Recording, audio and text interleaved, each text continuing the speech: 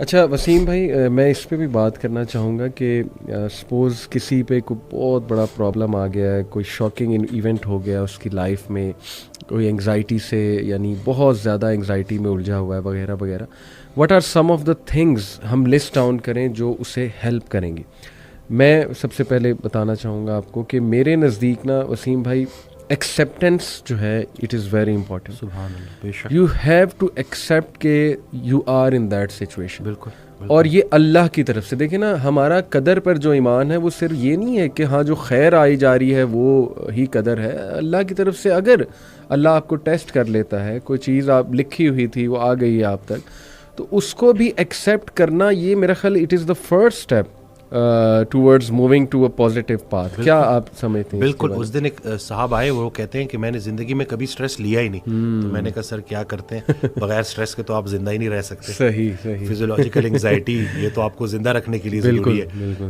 Anxiety اور stress صرف اس بندے کو نہیں ہو سکتا جو قبر میں دفن ہے، جو بالکل باقی جو زندہ ہے نا. تو میں نے کہا اس کو ایکسیپٹ کریں. یہ آپ کا بڑا خطرناک جملہ تھا جس کی وجہ سے آپ کا چہرہ کوئی اور کہانی بتا رہا ہے. آپ کی زبان جو ہے وہ ایکسیپٹنس میں ہے ہی نہیں، وہ ایکسیپٹ کر ہی نہیں رہی. تو سب سے پہلا کام کہ جی بالکل میں بیمار ہوں لیکن بیماری کی شفا موجود ہے. کیا بات ہے، آپ نے ایکسیپٹ کرنا ہے. ہم جو ہے نا وہ ڈینائل میں رہتے ہیں صحیح صحیح کہ نہیں مجھے کسی ہیلپ کی ضرورت ہی نہیں ہے. بالکل صحیح. ایسا بالکل بھی نہیں ہے. بیماریاں آتی ہیں، جس طرح صحت اللہ کا بہت بڑا انعام ہے ویسے ہی بیماری بھی اللہ کا بہت بڑا انعام ہے. بیماری سے پہلے زندگی اپنی لگتی ہے، بیماری میں اللہ کی لگنی شروع ہو جاتی ہے. اللہ سے آپ اتنا اسٹرانگ جو ہے وہ آپ کا وہ تعلق بن جاتا ہے.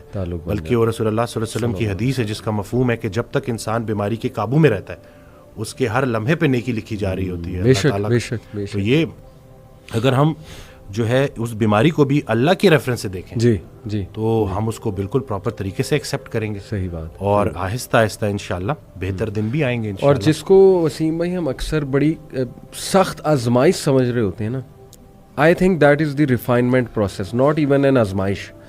آزمائش تو دیکھیں نا، انبیاء پہ کیسی کیسی آزمائشیں آئی ہیں. حضرت ایوب علیہ السلام، حضرت یعقوب، حضرت ابراہیم، مطلب حضرت سارہ بانجھ ہو گئیں اور فرشتوں نے جب نیوز دی، گڈ نیوز، تو ایون شی کوڈنٹ بلیو کہ یہ کیسے ہو سکتا ہے. تو ہم تو سوچ بھی نہیں سکتے نا ان آزمائشوں کا جو اللہ نے اپنے پیاروں کو جس طرح سے آزمایا. آئی بلیو کہ وہ ریفائنمنٹ پروسیس اللہ ریفائن کر رہا ہے آپ کو. ابھی ریسنٹلی وسیم بھائی ایک میرے پاس ایک سسٹر کا میسج آیا، تو کافی پریشان تھی. شی سیڈ کہ میرے ٹوئنز بچے ہیں، اور بھی ہیں 2-3 اور بچے بھی ہیں ان کے.